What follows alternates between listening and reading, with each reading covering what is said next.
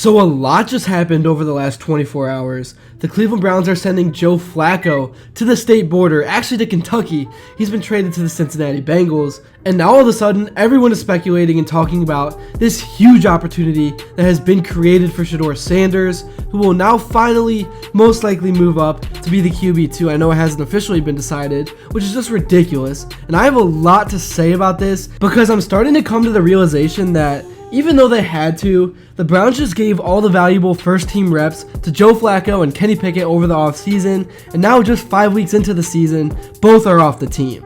This organization never fails to amaze me, but nonetheless, the opportunity is here. The time is now for Gabriel and Shedeur. These are the guys we talked about the entire offseason, so that's what I want to get into in this video. I want to talk about the trade, give my thoughts, we're going to talk Sanders, and so much more. But before I begin, I would really appreciate it if you would drop a like and subscribe. It only takes 5 seconds, plus you can always change your mind. We are on the road to 60,000 subscribers, and with your support, I believe that we can get there super fast. Alright, so really all offseason and to begin this year, Shedeur kind of has been laying low, but back over the last 2 weeks, he kind of has been raising his frustration publicly about the lack of opportunity the Browns have been giving him. He didn't actually say it straight up, but you can just sense it, and I don't think he's out of line at all. He's just a competitor and wants to be out there.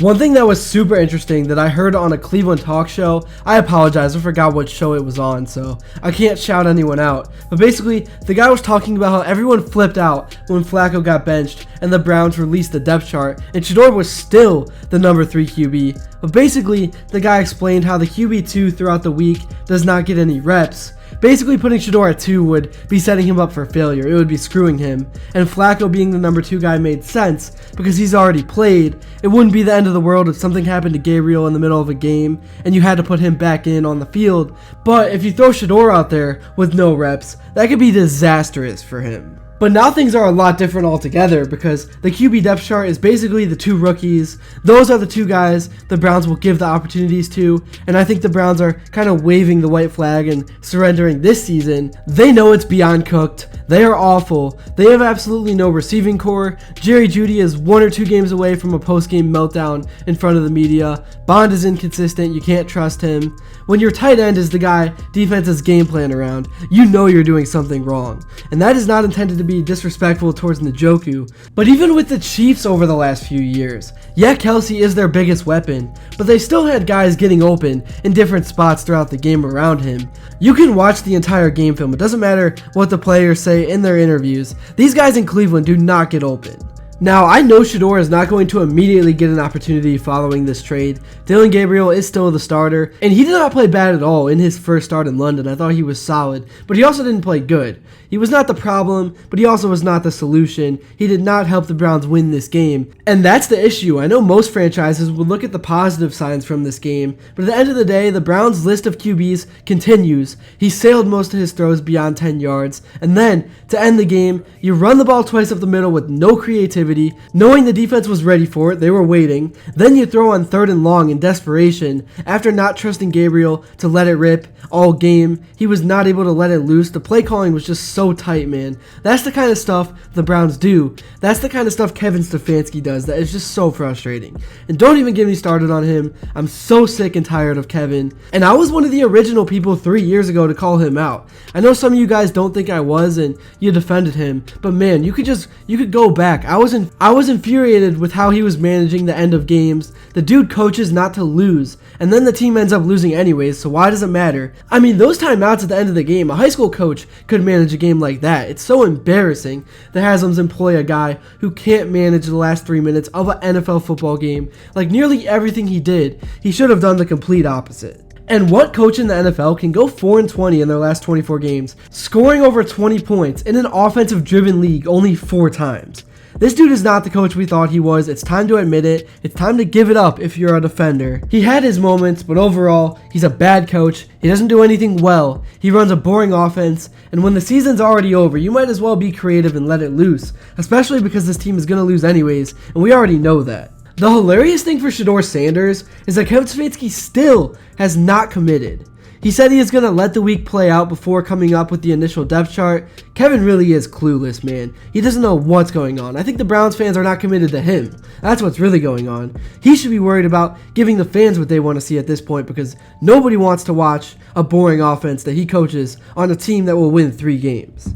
That's where I'm at this point. I think Dillon Gabriel should get his fair chance. He deserves it, and he didn't do anything wrong. I kind of feel bad for the slander that he gets. Let him try to bowl out. You have to expand the playbook and let him showcase his talents, because it really did make no sense. You want to find your franchise guy, but Kevin Stefanski displayed zero faith in him on that last drive, running the ball twice. Like, don't you want to find out if you have a guy that you can trust down the road long term? Losing games gives this team a better pick. Why are we even worried about losing? Why are we playing it safe? What are these play calls? Fire Kevin and fire him now. Do it now. It's time to get this agenda moving.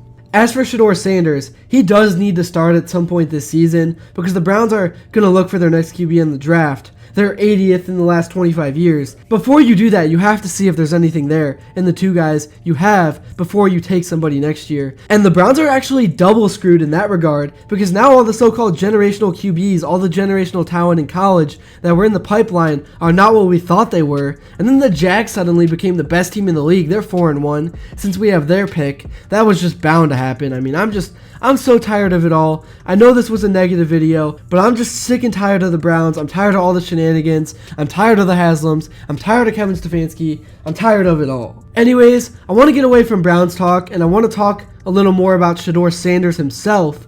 The media asked Dion what he thought about the Flacco trade, and he did not take the bait. He said, right now, I'm only worried about the Colorado Buffaloes. I could care less about the Browns.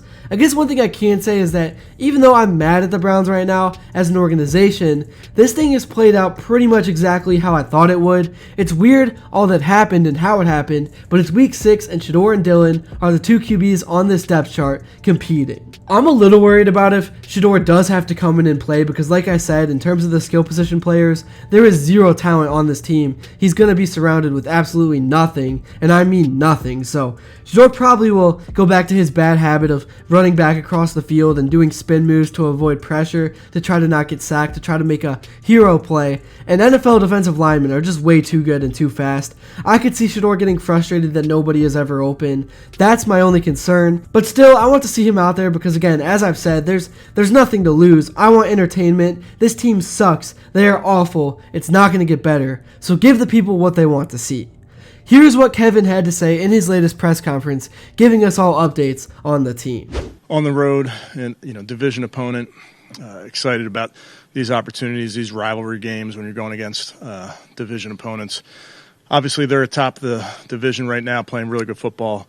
I think they're +7 turnover margin, doing a nice job taking it away. They're playing very well on the offensive side, and then they always play great on special teams. So really good players, coaches I have a ton of respect for. So it's division football, it's AFC North. We know what to expect. Well, first I'd tell you is the Joe trade took us by surprise. That was not something that we saw coming. They called us, and it happened very fast and happened not too long ago. So still working through all roster type of things. I always have to be mindful of our players and our players' development, and I want to make sure that I'm always doing what's best for our players and, of course, our team. But that's really all I got for this video. Thank you all so much if you made it to this point. Let me know in the comments below what you want to see with Shedeur Sanders and just this whole entire Browns thing. Let me know what you thought of Dillon Gabriel in his first start, and let me know what you would like to see next. Make sure to like and subscribe if you haven't yet, because your support truly means the world. And until next time, I will see you all later.